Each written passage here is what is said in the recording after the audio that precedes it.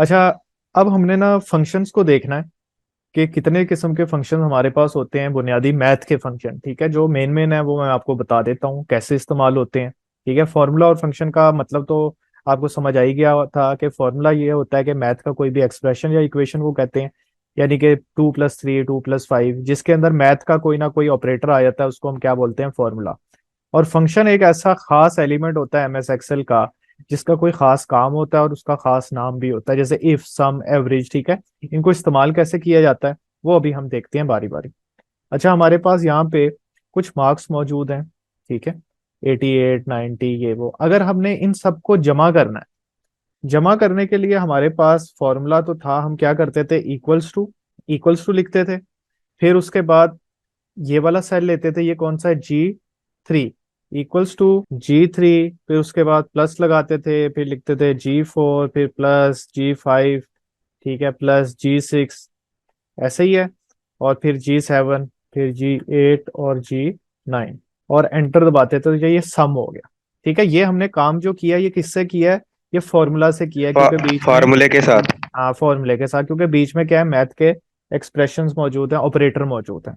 इसी खास काम को और आसान बनाने के लिए यहाँ पे एक फंक्शन इस्तेमाल हम कर सकते हैं, वो है सम का, SUM।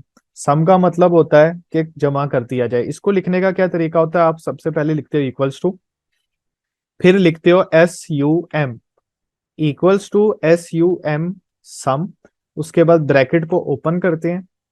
ठीक है, फिर उसके बाद हम क्या करते हैं, हम पहले वाले सेल का रेफरेंस देते हैं, यानी कि ये क्या था, G3। फिर उसके बाद कॉमा डालते हैं। फिर उसके बाद अगले सेल का नाम देते हैं G4, फिर उसके बाद G5 comma G6 comma G7 G8 और फिर G9, और फिर ब्रैकेट को बंद करते हैं। अच्छा, अब दोबारा से इसको देख लो। जब भी आपने नंबर को सम करना है तो आपने लिखना है इक्वल्स टू सम, उसके बाद ब्रैकेट ओपन, पहले सेल का रेफरेंस, कॉमा, दूसरे सेल का रेफरेंस। अगर दो ही होंगे फिर ब्रैकेट को बंद कर देंगे, लेकिन तीन करने हैं तो फिर कॉमा, फिर G5 G6 G7 ये सारे करके फिर एंटर दबाएंगे, तो यहाँ पे ये सम हो गया। आप सम के फंक्शन को इस तरह भी इस्तेमाल कर सकते हो, आप ऐसे लिखो सम और ब्रैकेट ओपन करके लिखो 10, 20। इसका ये मतलब है कि मैं चाह रहा हूँ 10 और 20 जो है आपस में जमा हो जाए, तो इसका आंसर क्या आएगा, 30 आएगा। ठीक है, हम ऐसे भी लिख सकते हैं, equals to sum 40 plus plus 10 plus 30, तो यहाँ पे अब 3 नंबर प्लस हो जाएंगे। ठीक है, ये आ गया। और हमने यहाँ पे क्या किया है, यहाँ पे भी वही काम किया है, लेकिन सेल का रेफरेंस दे के काम किया। अच्छा, अब यहाँ पे एक और तरीके से भी हम सम का फंक्शन को इस्तेमाल कर सकते हैं, G3 G4 G5 G6 G7 G8 G9, ये जो हमने ऐसे लिखा है हम इसको ऐसे भी लिख सकते हैं, G3:G9। अब इसका कॉलन का क्या मतलब है, कॉलन का मतलब है यहां से यहां तक, G3 से लेकर G9 तक सम कर दिया जाए, यानी कि G3 G4 G5 G6 G7 G8 G9 G10। तो यहाँ पे अब हमें सारे सेल का नाम नहीं लिखना पड़ा, बल्कि बीच में एक कॉलन का साइन हमने डाल दिया, जो कि ये बता रहा है कि G3 से शुरू होना है और G9 तक जो जितने भी सेल इसके रेंज में आ रहे हैं, ठीक है, उन सारों को जमा कर देना है और यहाँ पे एंटर दबाते हैं, तो वही हमारा काम अब उससे भी ज्यादा आसानी से हो गया। तो इसको बोलते हैं सेल की रेंज। क्या बोलते हैं इसको, सेल रेंज। सेल की रेंज। हाँ, सेल सेल रेंज। रेंज बोलते हैं इसको। ठीक है, ये याद रखना है, बड़े इंपॉर्टेंट कॉन्सेप्ट्स हैं ये, कि सेल की रेंज क्या होती है। इसका नाम लिख देता हूँ, सेल रेंज। सेल रेंज का मतलब होता है जब हम ऐसे करके लिखते हैं ना, बीच में कॉलन डाल देते हैं, ठीक है, तो इसका एक रेंज बन जाती है, यानी कि G3 से G9 तक, तो इसको बोलते हैं सेल की रेंज, यानी कि यहाँ से शुरू हो रही है और यहाँ तक जा रही है। अच्छा, ये हमारे पास सम का फंक्शन हो गया, कैसे इस्तेमाल करते हैं, ये जो जितने भी फंक्शंस होते हैं ना, इनको लिखने का खास तरीका होता है। सबसे पहले इक्वल्स तो लाजमी आता है, उसके बाद चाहे आप छोटा लिखो या बड़ा लिखो, इट डजेंट मैटर। यानी कि आप इसको ऐसे भी लिख सकते हो, या सारे ये कैपिटल में भी लिख सकते हो, या सारे स्मॉल में भी लिख सकते हो। ठीक है, इससे कोई फर्क नहीं पड़ता, ये नहीं कि आपने कैपिटल लिखना है या स्मॉल लिखना है। आप ये जो सेल की रेंजेस है, इसको भी स्मॉल में लिख सकते हो, कोई मसला नहीं है। ठीक है, ये केस सेंसिटिव नहीं होता। अच्छा, इसके बाद हमारे पास एवरेज का फंक्शन आ गया है। याद है आपने एवरेज किस तरीके से की थी, फॉर्मूले के थ्रू, इमरान याद है। यस सर, याद है मुझे। चलो मुझे यहाँ पे आपने एक ना फॉर्मूला लिखवाना है, फंक्शंस की बाद में बात करेंगे, फॉर्मूला लिखवाओ कि एवरेज कैसे कैलकुलेट की जाती है। Sum of all values divided by total number of values. Values, हाँ यहाँ पे क्या करना पड़ता हमें, हमें इनको जमा करना पड़ता। सम, सबको जमा करना पड़ता है। हाँ यानी कि ये हम लिखते हैं G3 प्लस जी जी थ्री से फोर लेकर। हम्म इन सबको जमा करते, ठीक है, G9 तक। और इनको डिवाइड कितने पे कर देते, 1 2 3 4 5 6 7। टोटल, टोटल जितने नंबर्स हैं। जितने नंबर्स थे, ये कितने नंबर है, ये 7 है, ठीक है, 7 ही है, सेवन। 3 4 5 6 7 ही है ये। तो ये एवरेज कैलकुलेट करने का फॉर्मूला है, ठीक है। एवरेज आ गई हमारे पास 83, लेकिन हमारे पास इस काम को आसान करने के लिए फंक्शंस को बनाया गया है। बेसिकली फंक्शन जो है काम को आसान कर देता है। तो इसको लिखने का क्या तरीका होता है, इक्वल्स टू लिखते हैं शुरू में, उसके बाद लिखते हैं एवरेज, AVERAGE, ठीक है, स्पेलिंग की मिस्टेक नहीं होनी चाहिए, स्पेलिंग बिल्कुल ठीक लिखने हैं। उसके बाद ब्रैकेट को ओपन, और फिर हमने एवरेज कैलकुलेट करनी है इन सारे नंबर्स की। तो हम ये नंबर कहाँ से शुरू हो रहे हैं, G3 से, आपने लिखना है G3, उसके बाद कॉलन कहाँ तक, G9। तो रेंज बना दी हमने। हमने उसको कहा है कि G3 से लेकर G9 तक जितने नंबर आ रहे हैं उनकी एवरेज कैलकुलेट करनी। आपको कोई प्लस नहीं करना पड़ेगा, कुछ भी डिवाइड नहीं करना पड़ेगा, खुद से कुछ भी नहीं करना पड़ेगा, जस्ट उसको सिर्फ आपने एक रेंज दे देनी है कि यहाँ से यहाँ तक एवरेज कैलकुलेट करनी है, और फिर एंटर दबाएंगे। ये देखो 83 ही आंसर हमारे पास अभी भी आया, लेकिन कितनी आसानी से आके, ठीक है। तो ऐसे आप एवरेज कैलकुलेट करते। अच्छा, दूसरे एक और तरीका मैं आपको बता दूं, जब भी हम ऐसे लिखते हैं, यहाँ से सेल की रेंज हमने देनी होती है। अभी तो कीबोर्ड से टाइप कर रहे थे ना हम, के G3:G9, लेकिन आपने जब यहाँ पे ब्रैकेट लगाई, उसके बाद माउस से आप ऐसे ड्रैग करोगे ना, तो ऑटोमेटिकली ये देखो लिखा जाएगा यहाँ पे, ठीक है। और फिर आप ब्रैकेट बंद कर दो, तो ये भी एक आसानी है हमारे पास। अच्छा, उसके बाद हमारे पास आ गया है मैक्स का फंक्शन। बहुत इंपॉर्टेंट फंक्शन है। मैक्स का फंक्शन क्या काम करता है, जितने भी आप इसको नंबर देते हो उसमें से ये बताता है सबसे बड़ी वैल्यू कौन से सेल में मौजूद है, सबसे बड़ी वैल्यू कौन सी है। इन सारे सेल में से सबसे बड़ी वैल्यू कौन सी है, फिलहाल आपको कौन सी नजर आ रही है, 98। 98 98। सबसे बड़ी है। अब देखते हैं क्या एक्सेल को भी पता लगता है। हम यहाँ पे इक्वल लिखते हैं, और यहाँ पे लिखते हैं MAX मैक्स, फिर उसके बाद ब्रैकेट को करते हैं ओपन, सेल की रेंज दे देते हैं यहाँ से यहाँ तक। तो यहाँ पे लिखा गया है मैक्स, ब्रैकेट ओपन, G3:G9, और इसको यहाँ पे ब्रैकेट बंद। यानी कि हमने एक्सेल को कहा है कि मैक्सिमम फाइंड करके हमें बताओ G3 से लेकर G9 के सेल में कौन सी वैल्यू बड़ी है। तो एंटर दबाते हैं, तो कौन सी वैल्यू बड़ी है, 90। 98। अच्छा, इन सेल में से किसी में मैं अगर यहाँ पे 101 लिख देता हूँ, तो देखते हैं नीचे चेंज होगा कि नहीं। ये देखो सारा सम भी उसका बदल गया, एवरेज भी बदल गई, और मैक्सिमम भी बदल गया। अच्छा, उसके बाद है मिनिमम, मिन। मिन का फंक्शन इससे उलट काम करता है, जो इसको सेल रेंज देते हैं उसमें से ये देख के बताता है कि सबसे छोटी वैल्यू कौन सी है।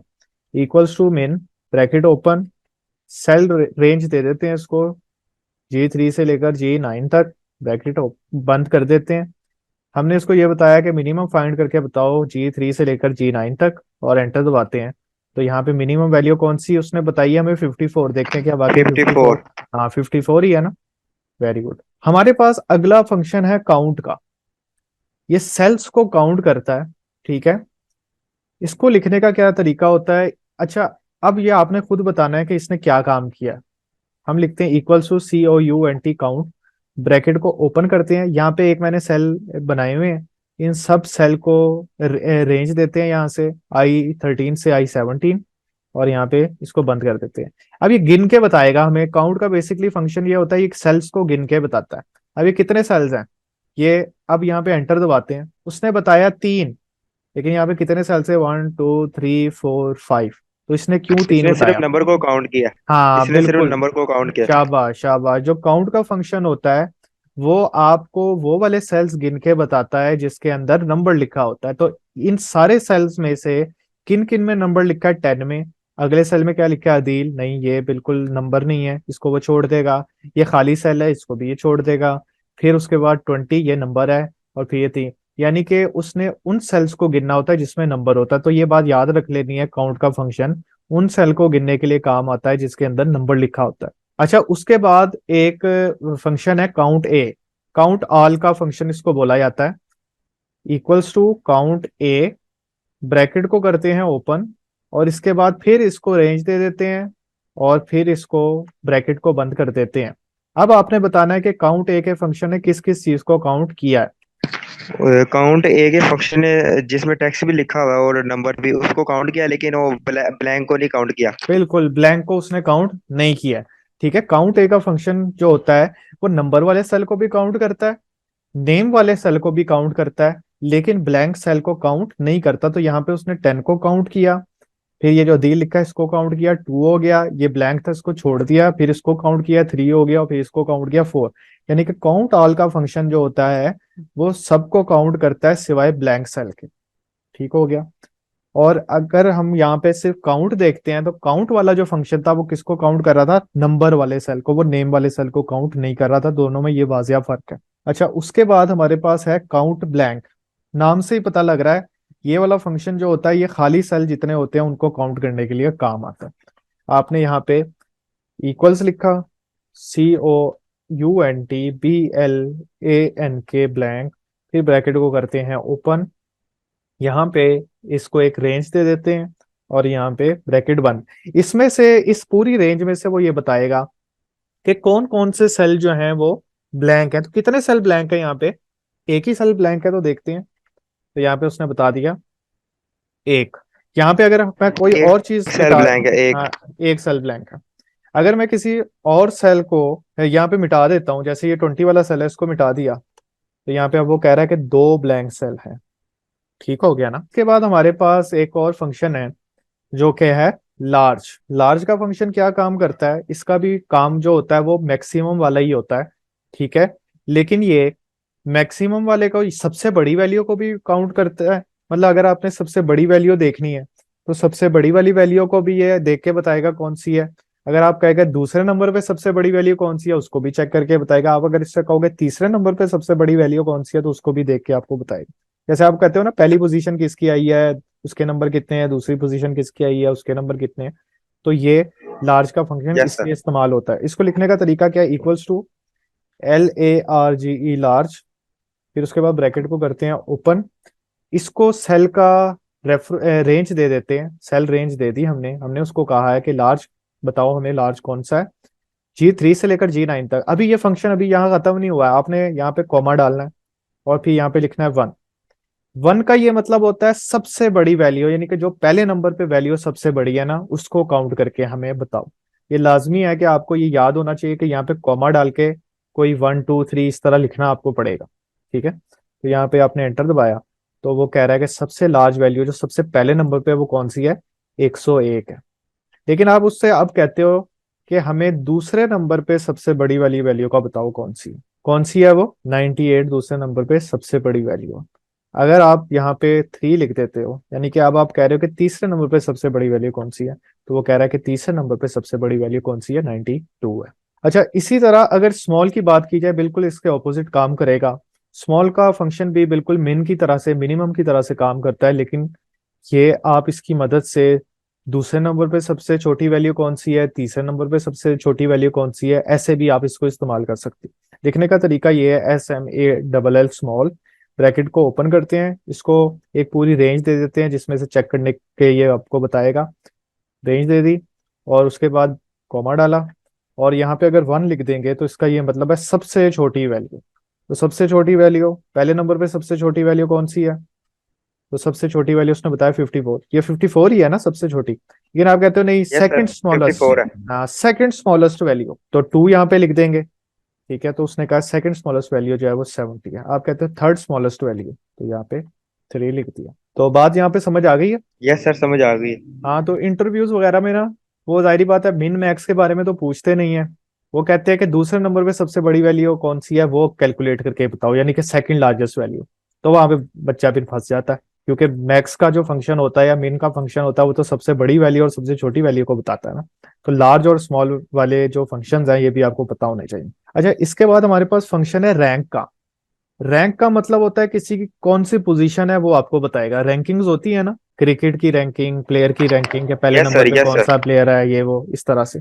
अच्छा, अब हमने इससे ये पूछना है, मैंने इस इक्वल्स टू कहा, मैंने RAN के रैंक, ब्रैकेट को किया ओपन, और मैंने कहा 101, और फिर कॉमा डाला और एक इसको रेंज दे दी, और फिर ब्रैकेट को कर दिया बंद।